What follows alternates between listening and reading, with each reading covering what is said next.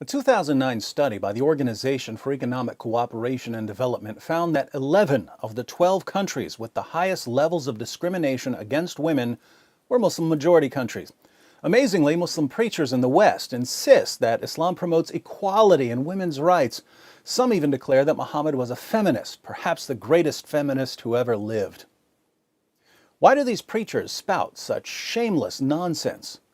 They preach it because they know that there's a general atmosphere of ignorance about Islam and that they can say whatever they want since there's no one to correct them.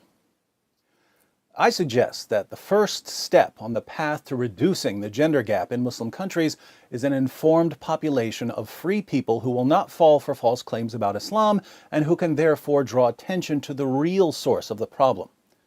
With this in mind, I present 3 Quran verses every woman should know.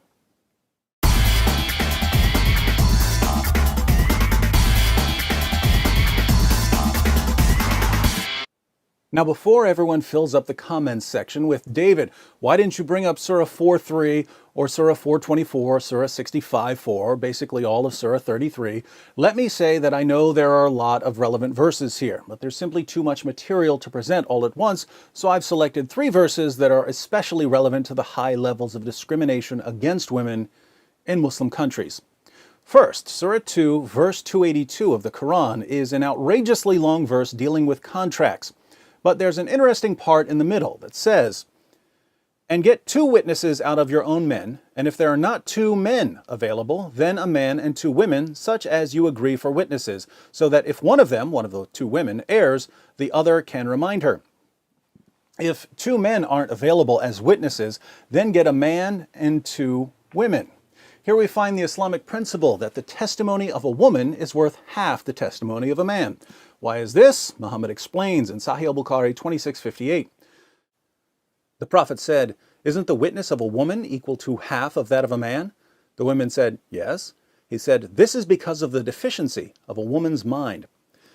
The testimony of women is unreliable because women are, by nature, stupid. These teachings of Allah and Muhammad, combined with other problematic teachings, such as the need for 4 male witnesses if you're accusing someone of sexual sin, have made it enormously difficult for Muslim women to testify against men in court. According to the New York Times, human rights workers have noted that as many as half of the women who report being raped in Pakistan are charged with adultery. Second, in Surah 2, verse 223, Allah says, "Your wives are a tilth for you, so go to your tilth when or how you will." We don't use the word tilth much nowadays. A tilth is a patch of ground that you plow so you can sow your seed. The Quran says that women are a tilth that you approach whenever and however you want. The historical background to this verse, according to Sunan Abu Dawud 2158 and 2159, is that when Muslims moved to Medina, they began marrying women from Medina, and the women of Medina didn't want to have sex in certain positions. One woman told her husband not to come near her if he wanted sex in these positions. Let's read what happened. This tribe of the Quraysh, that was Muhammad's tribe, used to uncover their women intensely and seek pleasure with them from in front and behind and laying them on their backs. When the Muhajirun, the Muslim immigrants, came to Medina, a man married a woman of the Ansar. He began to do the same kind of action with her, but she disliked it and said to him, "We were approached on one side, i.e. lying on our backs. Do it so, otherwise keep away from me." This matter of theirs spread widely, and it reached the Apostle of Allah. So Allah, the Exalted, sent down the Quranic verse, "Your wives are a tilth to you, so come to your tilth however you will," i.e. from in front, from behind, or lying on the back.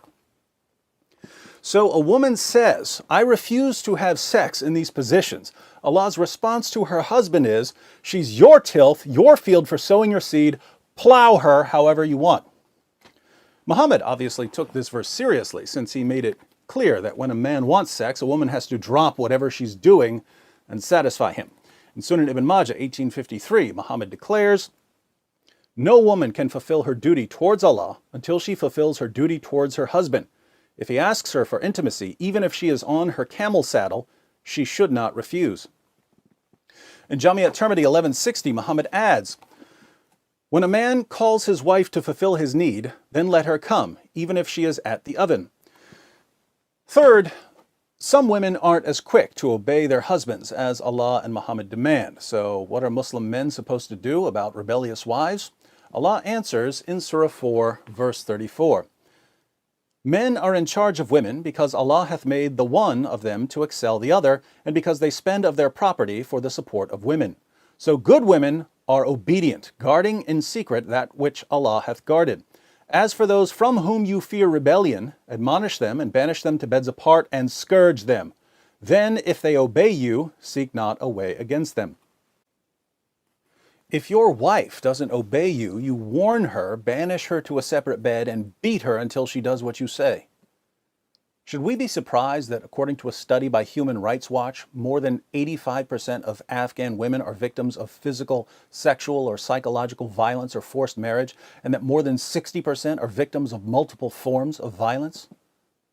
According to Allah and Muhammad, women are stupid. They're the property of men and have to submit themselves fully to their husbands' sexual whims. Those who don't are to be beaten into submission. Numerous studies show the real-world impact of these teachings, and yet we're told by politicians, reporters, and Muslim groups that the discrimination against women in Muslim countries has nothing to do with Islam. Unfortunately for Islam's defenders, this discrimination against women was clear during the time of Muhammad. In Sahih al-Bukhari 5825, Muhammad's child bride Aisha sees a woman whose Muslim husband beat her so severely her skin turned green. Aisha takes the woman to Muhammad and says, "I have not seen any woman suffering as much as the believing women. Look, her skin is greener than her clothes." This is Aisha, Muhammad's favorite wife, who's called the mother of the faithful, saying that Muslim women were being treated worse than pagan women. Why were Muslim women being treated so horribly? Here's why. And if you're expecting Muhammad to punish the man who beat his wife until her skin turned green, you haven't been listening. Muhammad rebuked the woman for being a bad wife. So Muslim women were viciously oppressed in the earliest Muslim community, and here we are 14 centuries later, and the situation hasn't changed. Why hasn't it changed? Because many Muslim communities today take that first Muslim community as their model. They take the teachings of Muhammad and the Qur'an as authoritative. If we want to see lasting change in our lifetimes, we have to challenge the pattern laid down by Muhammad and the Qur'an. So learn these 3 verses, share them with your friends, share the video, and if you haven't subscribed yet, you have 5 seconds to click this subscribe button.